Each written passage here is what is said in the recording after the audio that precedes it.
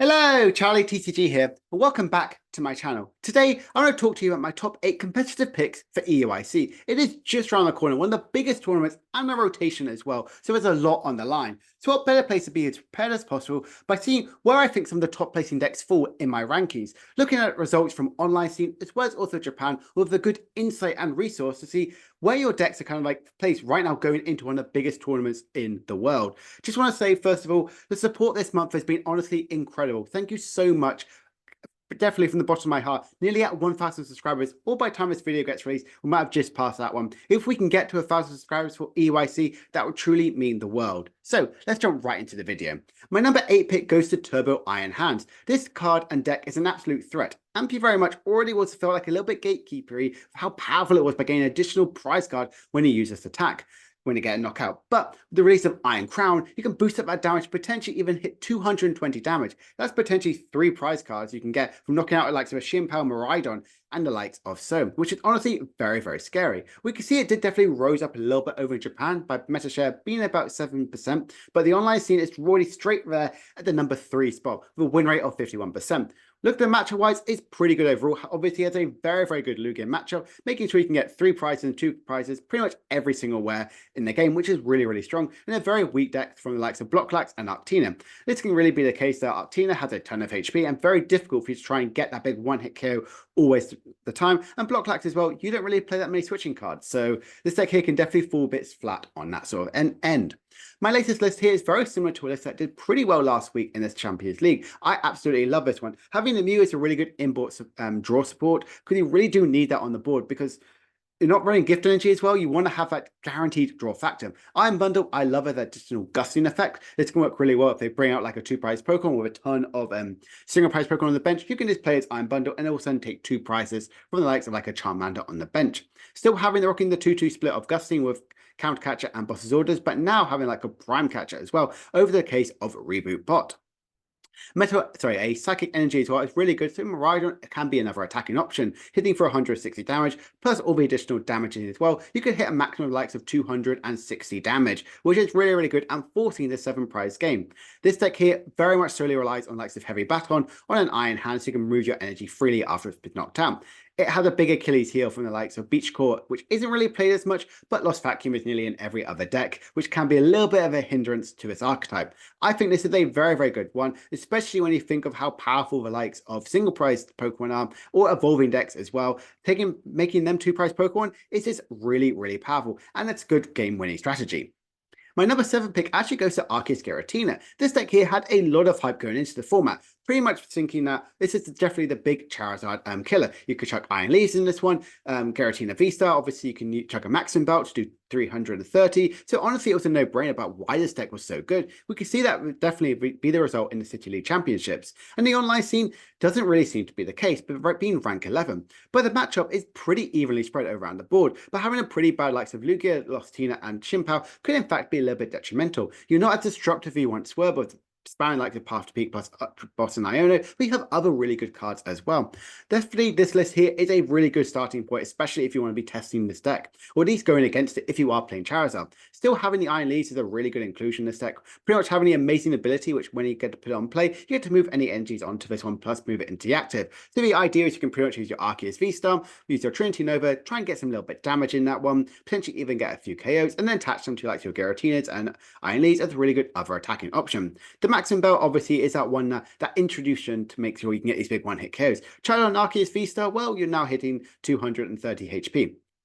Damage, which is really good, and obviously the rest of it is just super explanatory. The Radiant Gardevoir plus also is this really, really strong. It's basically a V-Guard energy, so relax of Giratina doesn't try and one-shot you back, plus also having high counts of Eerie is a really good disruptive supporter.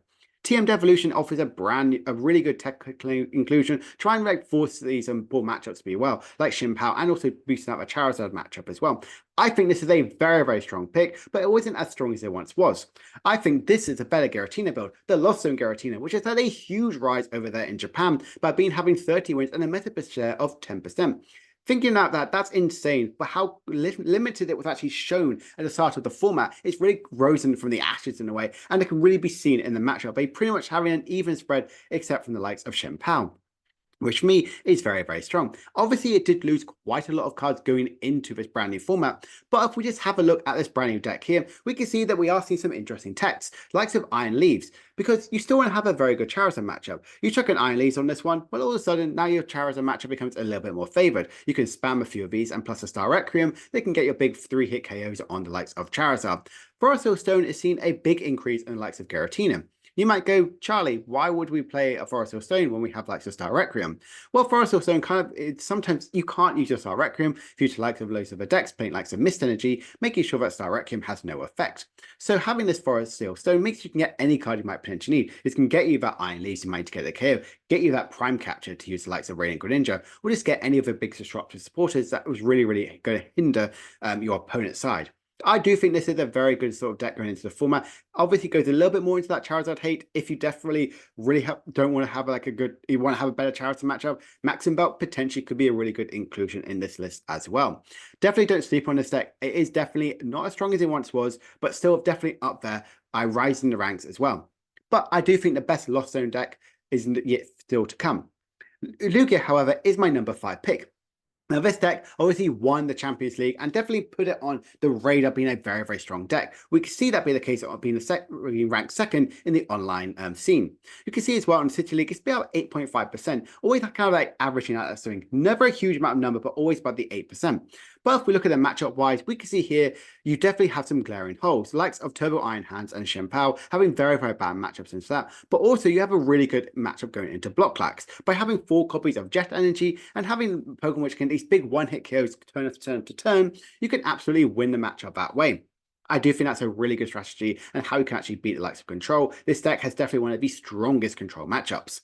If we look at a list here, we can see here, this is a little bit different to how we're seeing some of the decks work by playing a 1/1 line of Noivern EX. I actually think Noivern EX is an incredibly good tech card and can easily be sourced in this one because you only need to have a double turbo energy. It does 70 damage and then prevent all effects from attacks from basic Pokemon to this one. This is really strong. If we think about it, how many decks are now focusing around basic Pokemon? This makes your Turbo Iron Hands a little bit of a better matchup. Helps your Chien-Pao matchup be a little bit stronger. So there's also the likes of Lost Box decks as well. So having a better matchup into some potentially key worst matchups is really strong. Still rocking the likes of the 3/3 Cinccino and obviously 2 Snorlax, because Snorlax is a very good attacking option. The Unfazed Fat ability makes sure the likes of Sableye can't do any bench damage to it, Swan, and it's also basically a missed energy guaranteed. The rest of this deck is a little bit more similar to how we're seeing the rest of the Cinccino builds work. A little bit different to where I showed previously, where I swapped out 2 Great Balls for 2 Nest Ball and a support account as well, definitely focusing on the Serena and Research as a really good discarding effect to try and get your Arceus in the discard pile. Definitely Lugia is one of the decks which I would definitely keep on your radar. People love them. I know definitely people in America love playing Lugia, and definitely I do think this deck could be a little bit of a threat in the end game. But speaking of another Lost Zone deck, this is my number 4 one, actually Lost Zone Box. We can see here, it has the second most wins at the Champions League, being 50%. This again, like Lostina, had a huge increase in the late game of the format. I would say about the end of February time. It really saw a huge increase of play. I think this is an incredibly powerful deck and has a huge amount of capability. Didn't really gain too many good cards, but it did have the likes of Emergency Board and Prime Catcher, getting that really good gusting effect and switching so you can get to that magic 10 in the Lost Zone much quicker. The online scene as well, being ranked 8 is still not too bad, but again, it's a little bit low because people are still wanting to play some of the new decks as well before we kind of like get into the nitty gritty and the best versions, which will probably be the likes of Lost Box. Matchup wise as well, we can see here definitely averaging out the 50 to 40% on pretty much everything. Turbo Iron Hands can be a little bit of a threat as well, pure on the basis that they can take 2 prize cards from all of your Pokemon in play, or even some of these 3 prizes from the likes of your Raikus when they have every single damage modifier out. This build here, I think, is a really good inclusion, and what decks which have been performing really well in the City League Championships in the last few weeks. They can see some very interesting inclusions, likes of Hooper EX and Iron Bundle. Hooper EX offers a very good strategy. Obviously, you can do 50 times the amount of energy attached to all your Pokemon's the opponent's Pokemon in play. Or we also have its other attacks do 200 damage. This all works really well in the likes of Iron Hands, as well as also the likes of Arceus decks. You gain these big one-hit KOs, and that capability is really strong. Plus, it can't be damaged on the bench, which can be a little bit better. Iron Bundle is a very good gusting effect. This deck loses very hard to the likes of Fluttermane. Plus the main pretty much means if it's in the active spot, none of your active Pokemon have any abilities, which definitely shuts off the likes of Cramorant from attacking, Comfey from using Flower Selecting, and that's pretty much the big strategy of the game. So having that Iron Bundle forces one of your opponent's other Pokemon to go into the active, making sure that likes of Flower Selecting and Lost Providence on Crabalin is actually going to be active. Rest of it, we did gain some likes of the Prime Catch and a Rescue Board to really do so big sort of switching effects, which I think is really, really powerful for likes of Lost Box. Definitely going to be there in my not top 4 archetypes. Now, my number 3 pick actually does go to Chien-Pao, which obviously hurts us a little bit. As you know, I love this deck. It's definitely the Mastering Chien-Pao video. If you haven't watched that one, definitely check it out. It's a big in-depth video where I'm kind of at with Chien-Pao, why I think it is a very, very good deck going into EUIC and this brand new metagame. We can see it is ranked 4 in Japan. It's had, on the online scheme, about second place with 41 wins at the Champions League and having a really good measure score being about 10%. But if we look at the matchup-wise as well, again, pretty good overall, but it has one of the worst control matchups I've ever seen against Snorlax, as well as also the likes of the Great Tusk Mill. By playing not many switching outs, as well as also having some weak Pokemon which can't one-hit KO every single thing, it can definitely struggle from the likes of a Block Lags. A very timely one by getting a Manaphy onto the active spot and then not moving out one. It's pretty much got to be game loss as well. Or the likes of Eerie as well, getting rid of the likes of the Rare Candy and Superior End Retrieval can be very devastating. This is my current list, which I've kind of been toying around with. Definitely going with straight up consistency build instead of the likes of having some teching cards around. No longer the 2 cancelling clone, gone down to 1 of them because you really do respect the saying, okay, if I go against Stall, that's going to be a bad matchup and potentially going to be an early lunch break. Kind of going back to having an Iono. Iono is a really good sort of supporter card, which really has that option for Chien-Pao. Obviously, that late game disruptive capability, but also works really, really well with likes of Bibarel, so you can potentially draw for likes of Bibarel, then play Iono, or even vice versa, to potentially see a lot more better cards. And also, I just think this is a very, very good build. A lot of people are kind of going with, why do we play the 2 likes of Chien-Pao? Well, we have in this format now, Ampy very much Iron Hands is a really good attacking option, similar to the likes of Greninja, so it's no longer required to have as many Chien-Paos as possible. We do play a ton more ball searching cards, like 4 copies of Ultra Ball as well as also Nest Ball, so you have multiple ways to kind of get your Chien-Pao, and 2 Super Rod as well. If you are definitely worried about this one, you could potentially add a 3rd Chien-Pao, or even likes of a 3rd Super Rod, so you can constantly streamline your attacking options as much as possible. Now, let's back to the last 2 decks. My number 2 is actually Block Lags.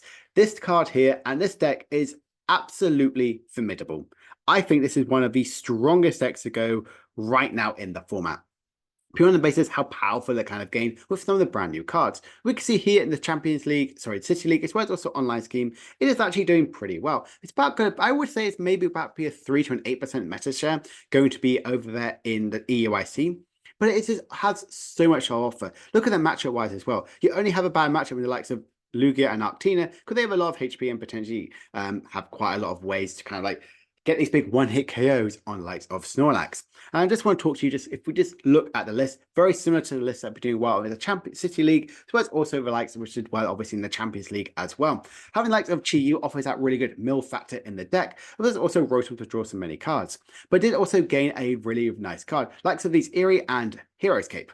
Eerie obviously gets to look at your hand and discard 2 item cards from your opponent, which is really good to have to offer. The Hero's Cape makes sure that your likes of Snorlax can have 250 HP, or if you can check on like Chi-Yu and a Rotom to have 290 HP, which could be very difficult for them to be knocked out.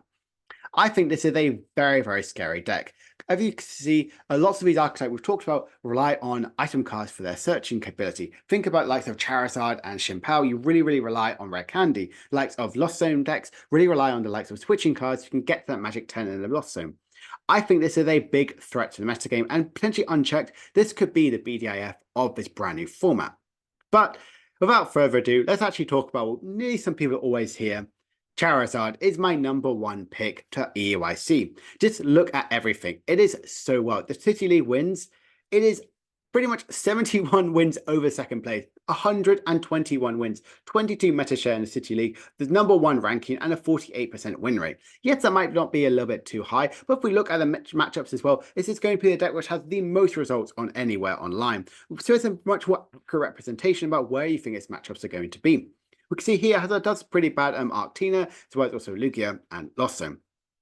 Why can this have a pretty bad matchup? Well, it can't really get those big one-hit KOs until near the late game. Plus, also Lugia can chuck loads of single-price Pokemon into this one to deal with your deck. Plus, also, if the likes of Arctina and Lostina have these big maximum belts, Giratinas, and Iron Leaves, it can be very difficult for Charizard to actually deal with. But the build I generally think is going to be the best for Charizard is in fact the one with Pidgeot. Pidgeot is one of the strongest cards I think right now, and it gained so much from rotation. Quick Search offers you to get any one card from your deck and pop it into your hand. It's just so powerful. Yes, you obviously have the likes of the Bibarel build, which can be a little bit slower, but you're always going to be INO proof and draw into any draw up to 5 cards every single turn, which is pretty good. But why would you do that when you can get any one card from your deck? This deck offers so much capability. Delphox V is a very good teching option as well. By having that Mystic Fire, which has 120 damage, you lost zone to energy, to fire energies, you get to do additional 120 to one of your opponent's bench Pokemon. This can work really well. It's very much an unsurprising archetype. I think this is really strong, because it also helps in the mirror matchup, getting rid of the likes of Charmeleon. Heck, even works in the Bibarel build by doing that magic 120 to get rid of the Bibarel, but it's also Chien-Pao, Lost Zone. Some decks may not even expect it or even respect it as well by not benching the mana fee, and also they can be very much punished by the Delphox V, taking out the 2 prize cards when you potentially you might not see it through. We also play a Choice Belt and a Maximum Belt as our ace spec and damage modifier of choice. Choice Belt really gets that offer as well, makes sure the Radiant Charizard can do 280 damage, which is really strong. And Maximum Belt obviously on Charizard, the the Burning Darkness can do 230 damage, getting the big KOs and likes of these Iron Hands and Chien-Pao, which is a very good number. It's very heavy on the disruptive capability by 3 Ionos and 3 Boss's Orders, and still rocking the 4 Arven because that is just the backbone of this deck. I think Charizard left unchecked again is one of the strongest decks. It's a deck which a lot of people seeing that this is S tier. This is a deck which I want to beat. I want to tech against. I want to have a really good matchup onto this one, and this is a deck which I definitely be teching against going into EUIC. So I hope you guys have enjoyed this video. Thank you so much for support and watching this video. What do you think on my top 8 picks? There are definitely some which are a little bit out of it. Similar likes of Great Tusk Mill, Gardevoir, and the likes of Ancient Box, I would say are just a little bit over it, under the kind of which out of my top 8 picks. Don't get me wrong, I think they are pretty okay, pretty good decks, but to do well in the tournament, you might face maybe 1 out of the 15 rounds if you get to day 2. But I generally feel like these top 8 decks here, if you're going for testing for EUIC, definitely test, maybe even prioritize testing against these ones, because these are to be the decks which will be making the graphic, will be doing really well. And understanding from my testing and just reading the meta as well, these are going to be the ones which I think will do the best. So I hope you have enjoyed this video. If you have, please make sure to like and subscribe. Comment down below what you think are your top 8 picks. Anything you disagree, or some decks which I play is a bit too high, or maybe even in your case a bit too low. So thank you so much for the support. Let's get to 1,000 subscribers for EUIC. I'll see you guys later. Bye for now.